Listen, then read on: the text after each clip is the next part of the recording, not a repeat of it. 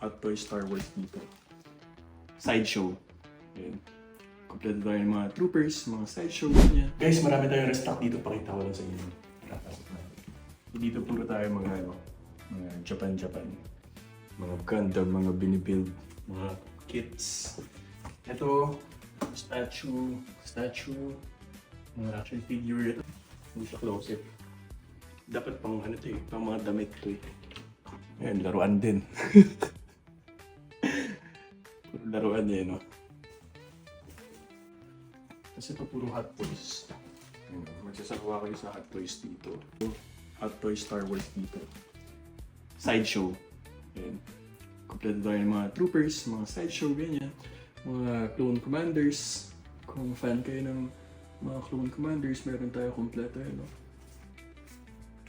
So ito rin, puro Hot Toys. As in, punong-puno. Ano to eh, sa likod na ito, puro Hot Toys din. Dami. Ito puro statue pa rin. Ulo ni Bumblebee. Kasi ito, medyo dami nang nabawas dito eh. Puro ano to eh, puro locally made na statue. Ito mga bago. Mga bagong stock yan. Puro Marvel, DC, halo-halo.